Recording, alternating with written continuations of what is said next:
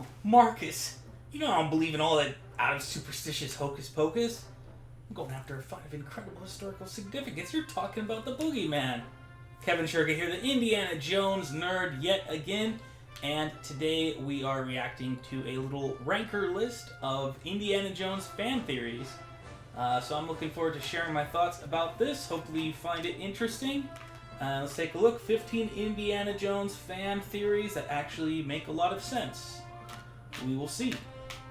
Alright, Indy survives the refrigerator because he drank from the Holy Grail. And that's the number one on this list here. So, I like the idea that the Holy Grail gave Indy special, special health properties.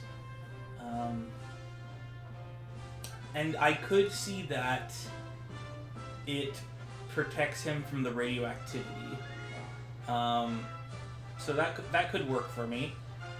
However, I think one of the things that's really criticized about that scene is actually the way that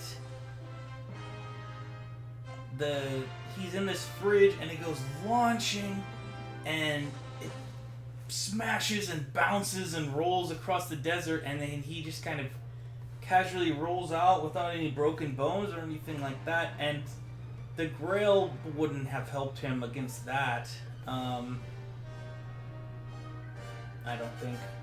I mean, because we've seen Indy get in the same movie, he had a fight with Dovchenko, and we saw him get beat up and hurt and bloodied. So it doesn't make sense to me that the Grail has protected him from breaking all of his bones. But again, the thought that it could save him from radioactivity could work for me. So that's kind of interesting. Alrighty. And whoops. Indy knows that aliens exist.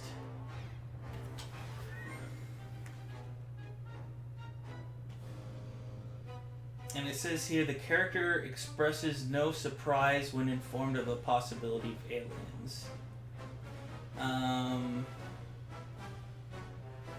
So Indy does actually express doubt and surprise in the film.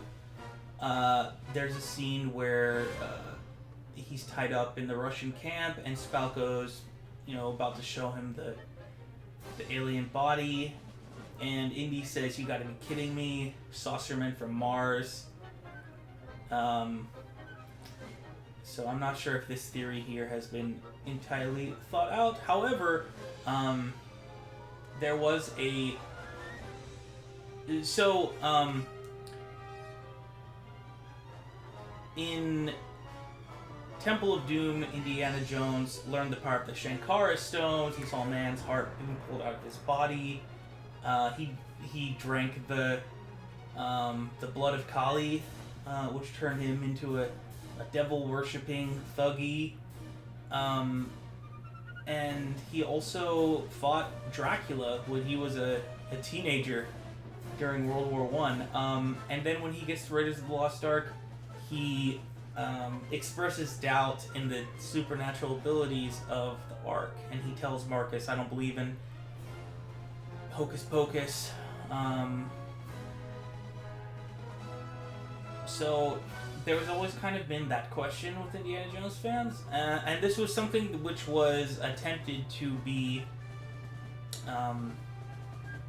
answered with an Indiana Jones comic book called Indiana Jones and the Lost Horizon, which would feature a younger Indy teaming up with Abner Ravenwood, and Abner was going to teach Indy that it's better to express doubt when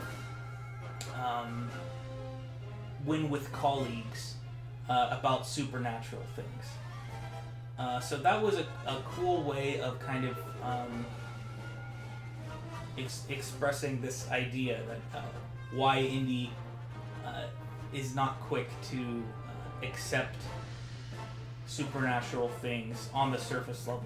It's that he's trying to just maintain a certain academic conservatism, I guess.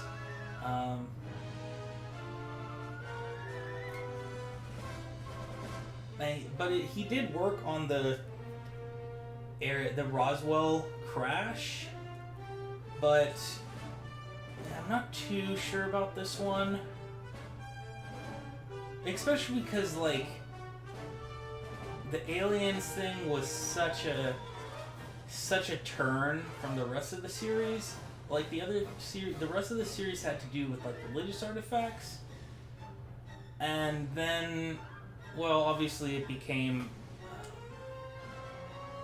interdimensional, but, I mean, same thing. I don't know. Passable. Indiana Jones will lose an eye in the next movie. So, Indy did have this eye patch here in the bookends of the Young Indiana Jones Chronicles. And I'm kind of on the fence about this one because I don't want to see Indy lose an eye. And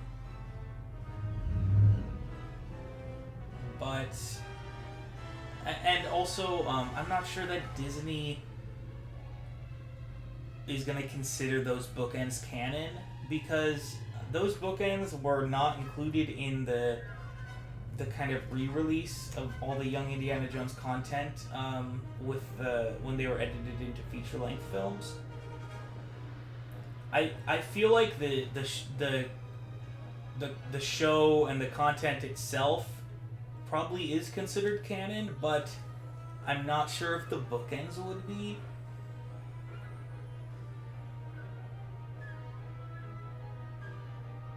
I'm not sure. I kind of doubt this one, but it's possible. Yeah, very possible. We don't know what's going to happen in Indy 5. There's a big chunk of the movie, I think, that we have no idea what's going on. Harrison Ford wants Indy to expire.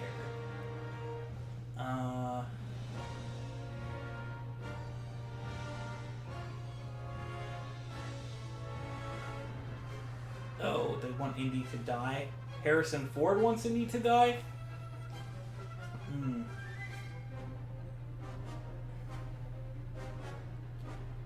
So the theory is not Indiana Jones will die. The theory is that Harrison Ford wants Indy to die. So that's kind of the way I'm approaching this. And I don't know if I buy it, because, I mean, like he said, well, Rick Deckard didn't die in Blade Runner 2049. I'm pretty sure he was alive at the end of the film, because he went and he met his daughter. I only saw that movie once, but I'm pretty sure that did not happen. But but Han Solo did die in Star Wars, and I don't think that he would want to do that again with another character. It seems kind of odd to me, unless it was done in like a really meaningful way. And so that's my reaction to Harrison Ford wants Indy to die. I kind of doubt that one. As for if Indiana Jones will die in the film, I also think that that's a no, because Disney killed off the 3 Star Wars main characters in the sequel franchise, and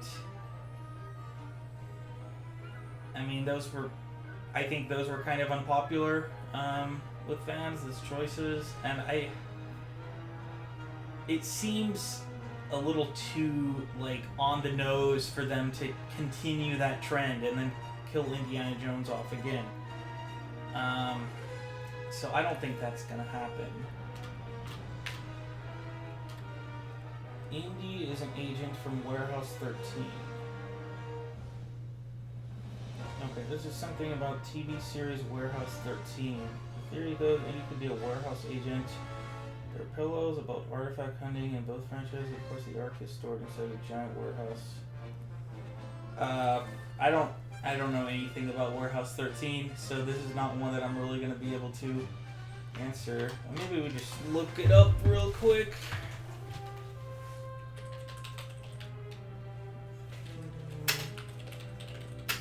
Thank God for Wikipedia.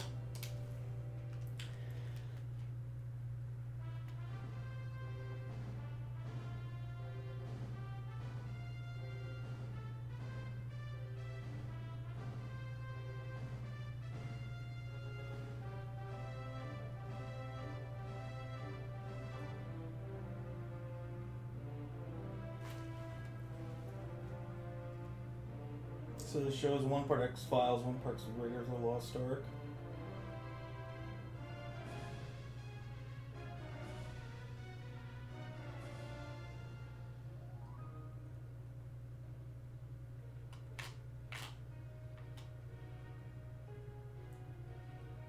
So, I mean, I haven't watched this show.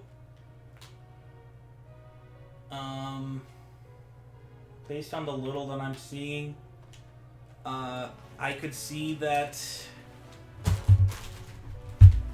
not necessarily Indy is an agent of this organization, at least from the films that we've seen, but I could believe that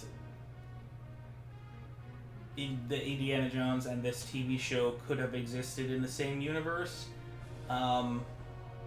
And I do like the idea of Indy, you know, kind of being a mentor for an inspiration for future generations.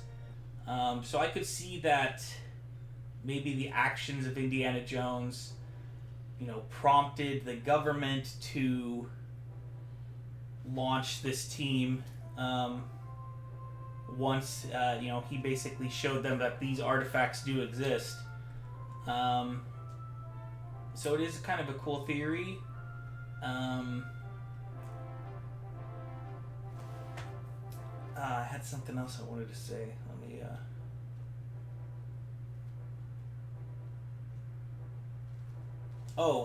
yeah, so I think, aside from this theory, I think it would be kind of cool to explore this idea of, like, the next generation after Indy.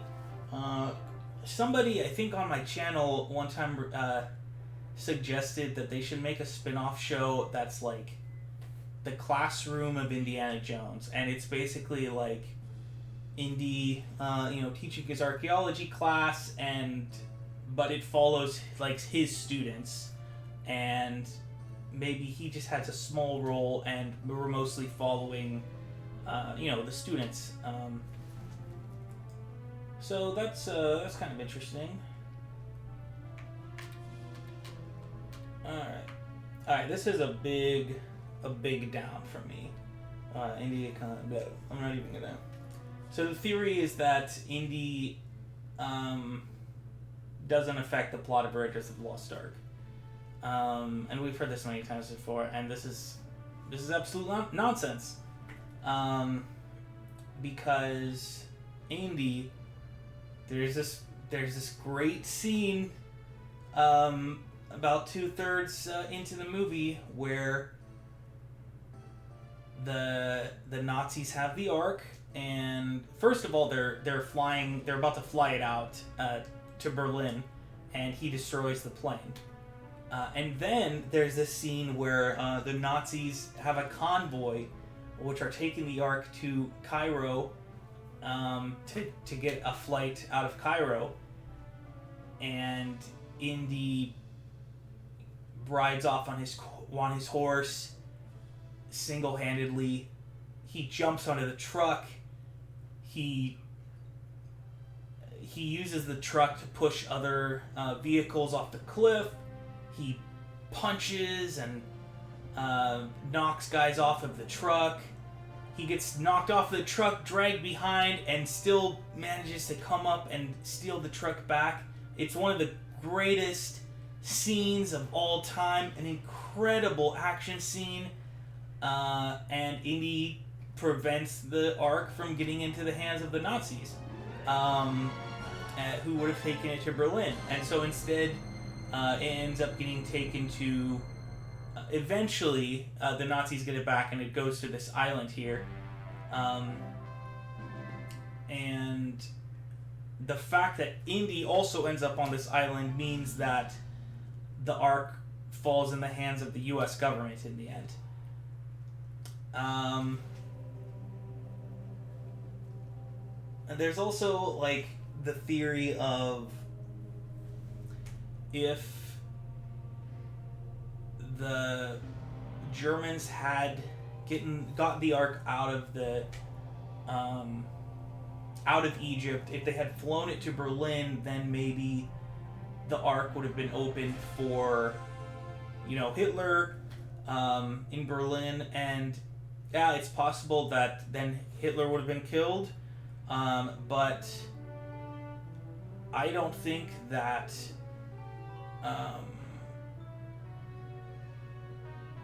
that is the same as the ending of this movie, because the Germans would have opened it, some Germans would have been killed, but then, the lid falls back on the Ark automatically. Other Germans would come and see that these guys opened the Ark and they all perished. So the Ark still would have been in the hands of the Nazis, and their scientists would have, figured out the best way, the most efficient way to use this in the war to kill enemy soldiers. So yeah, I strongly disagree with this one. Absolute nonsense. Alright, Indy is part of a shared universe with other Spielberg characters. Speculation that multiple blockbusters from Spielberg exist in the same universe. Indiana Jones, E.T., Close Encounters, and Jurassic Park. Yeah, this is a cool theory. I'm not necessarily against it. I like the idea of crossovers. Obviously, I'm working on a crossover right here, which is Indiana Jones and James Bond teaming up. So you should definitely check out my videos on my channel here, Indiana Jones and James Bond 007. I have a few videos. There's one where Indy leads the Russians to the Ark, and there's one where Indy and Bond meet. So you should definitely check those out. It's a really fun project I'm working on. It's going to be a feature-length film. I'm about 40 minutes into the rough edit, about halfway there. Hopefully, I got a little burned out, but hopefully, sometime later this year I'll finish that up and put it out for you guys. I'm really looking forward to that. So I'm not against this theory at all. There is kind of a loose connection between Indiana Jones, Star Wars, and E.T. Because E.T. was in Star Wars. In Episode 1, they showed E.T. creatures in the Senate, suggesting that their planet is in the Star Wars galaxy. And there's a comic book where, well, it's not canon, obviously, but there's a comic book where where Han Solo and Chewbacca somehow end up on Earth, and they crash, and Han Solo dies, and Chewbacca escapes to essentially become Bigfoot. And Indy and Short Round find Han Solo and the Millennium Falcon, which is kind of a cool thing, but it's not canon. And there's also a lot of Star Wars Easter eggs in Indiana Jones. and one of them is a C-3PO R2-D2 hieroglyphic in the Well of the Souls, and some people have been like, "Oh, it's proof that they're in the same universe because C-3PO and R2-D2 came to Earth and they, I don't know, they were worshipped or something like that. I don't know." So, you know, it's not official, but there is kind of that loose connection there. Close Encounters, it seems like if Indiana Jones and the Kingdom of the Crystal Skull had happened, then there should have been some sort of mention of that in Close Encounters. I don't know. I'm not sure. Maybe. And Jurassic Park, yeah, I have no problem with Indy being in the same universe as Jurassic Park. I mean, it doesn't, there's not really any reason for it to, but I love those movies so much, and of course, Harrison Ford was considered to be the lead of Jurassic Park. He was in consideration for Alan Grant, which went to Sam Neill instead. So that's my thoughts on those. I mean, there isn't like really a major reason for these shared universes amongst Spielberg to be true, but it's just a fun thing. Indiana Jones and the Avengers share a universe. There's a throwaway line that in Captain America that Hitler is digging for trinkets. No, I can't, because this one's too much.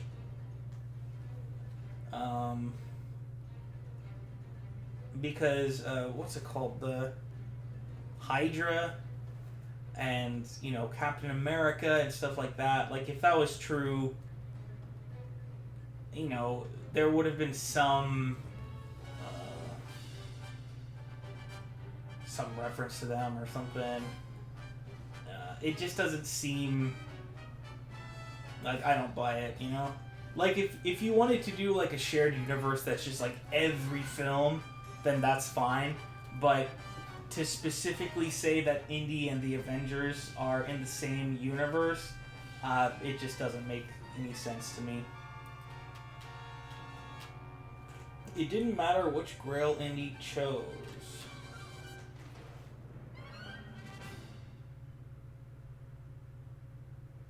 So some guy thinks it doesn't matter which Grail he chose. Theories that the real Grail was saving Henry and Indy is being rewarded for his underlying sense of morality. I like the idea that morality was the main thing at play here. That is kind of a cool way of looking at it. But no. I mean, Indy picks the real Grail. So, I mean, morality is one thing, but also being educated and belief. So, Indy sees that cup. He says that's the cup of a carpenter. And so obviously the morality plays a big part in this like the ending of that movie, because we want, we love to see that the good guy wins and the bad guys have like a horrific death in these movies, but knowledge was their treasure. The fact that Indy is a archaeologist, he went to the university, he did work all of his life to become this knowledgeable person. That's why he picks the right Grail. So interesting, but no. God is protecting Indy. Indy faces a lot of life-threatening situations. Would have taken out people. Theory is that Indy is a servant of God and the Lord, therefore protecting him from harm. I feel like people aren't gonna like this one. I'm not against it. I think this one kind of comes down to faith, the faith of the person, of each of us as we kind of look at this issue. Like whether you do believe in God and fate and things like this. Because I think it is, anything that happens is the will of God. That's kind of, what I feel. And so this definitely fits in within that. Whether there's like a higher significance to that, like Indy is like a specifically like special individual from God. Like it's not, there's nothing really suggesting it in the films. But I'm not against it.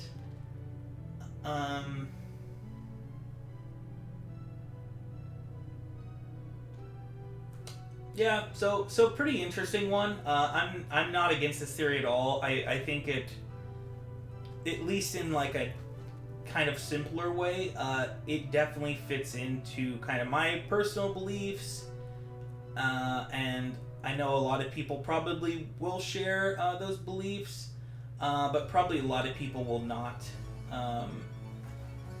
be sharing it, and that's fine. Yeah, a lot of people didn't go for it because like there's nothing really in the films to suggest that.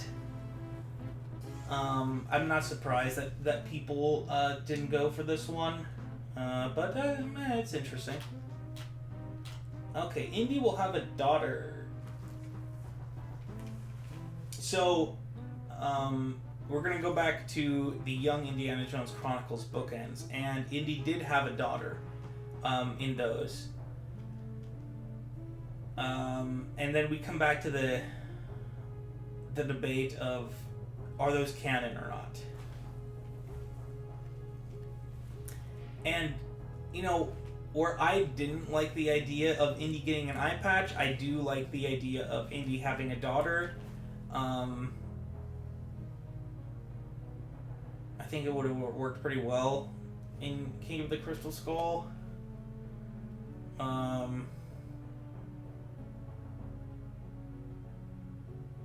So I really like this idea that maybe Indy 5 will introduce a daughter to take over the reins. That is pretty cool.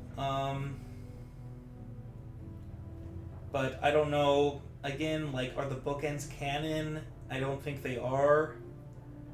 We've never had like an official word on that, but just from the way that Disney usually handles stuff, like regarding Star Wars, I could see them ignoring those bookends for sure. I am doubting this one. It would be really cool to see that Indy and Marion like had another baby.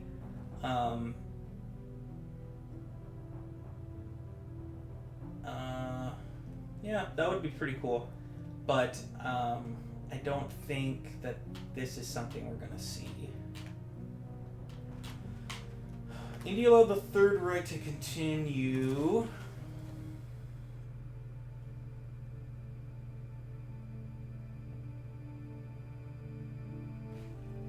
Okay, so this is kind of going back to what we were saying earlier, that Indy, by letting the Ark, if Indy had let the Ark go to Berlin, it would have killed Hitler and a lot of other Nazis.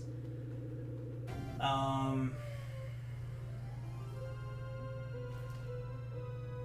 it is kind of an interesting thing to think about. I kind of already touched on this earlier. Not sure. Because, like, you could, like, if they were to make a alternate movie of Raiders of the Lost Ark, or like an alternate ending or something, like in a comic book or something, just in some small way, like you could do it however you want. Like, you could do it like the sort of triumph of the wills, like that all the Nazis are gathered somewhere and they open the Ark and then like they all die, and that's kind of a cool idea. But as I said, I think the Nazis would have opened the Ark in a small audience. Yeah, because, like, you know, in the movie they had a camera and they opened it up just for, you know, the soldiers that were there, like, before we take it to Hitler, like, let's make sure. So I think I don't think they would have had, like, every Nazi there. I think it just would have been, like, a kind of small group. Probably a lot of the high-ranking ones would have been killed, but even after they died, other Nazis would have come, seen what happened, and so ultimately the Ark of the Covenant would be in the hands of the Nazis, and they would research and figure out, you know, efficient ways to use it. They would use it in the war, in World War II. And they would kill a lot of people. So, yeah, this is kind of an interesting one. And yeah, as it says, it's possibly a little bit offensive. I'm going to say no. But yeah, it's a debatable one for sure. Oh boy, the Ark contains the ghosts of Sith Lords. So this mentions C-3PO and R2-D2.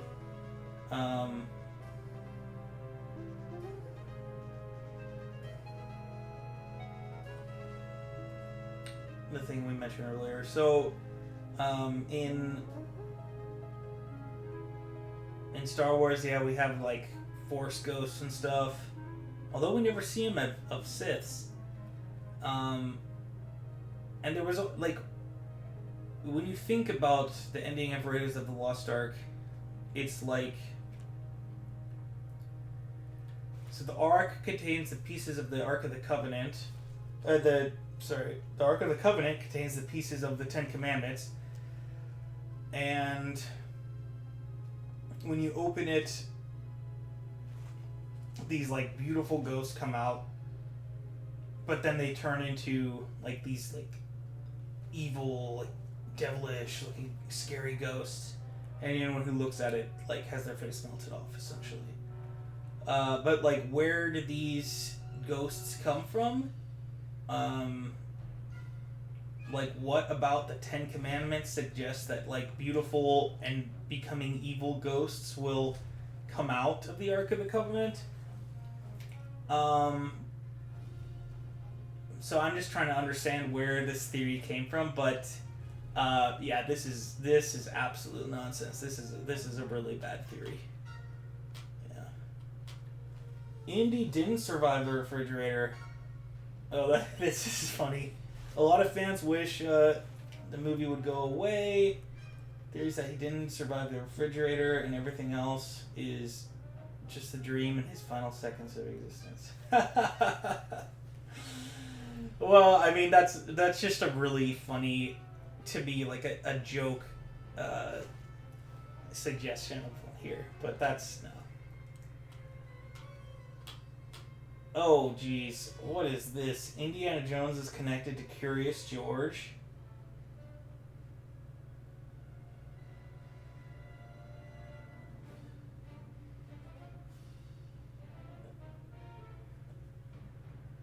Okay, there's a connection between the man in the yellow hat and the man in the hat, essentially, is what they're saying. Indy works at a college outside New York City where the man often tries to help at local universities.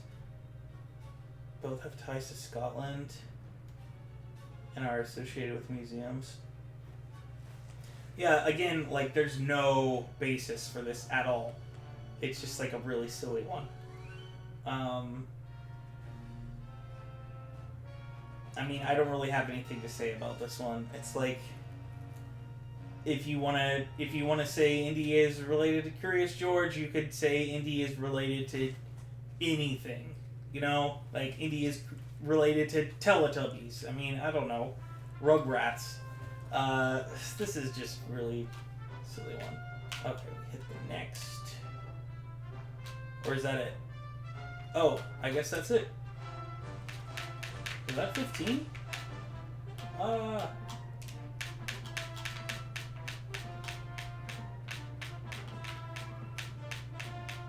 guess it was. So that's 15. Indiana Jones fan theories. Most of them were really silly. Some of them were interesting.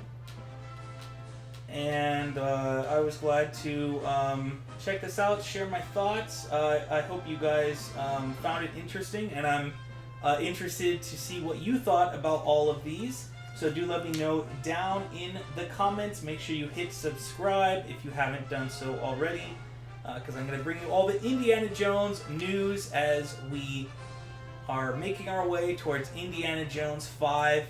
And hopefully I'll be bringing more content like this, plus my Indiana Jones and James Bond 007 fan edit. So, thank you guys so much as always, and I wish you all fortune and glory. Bye-bye now.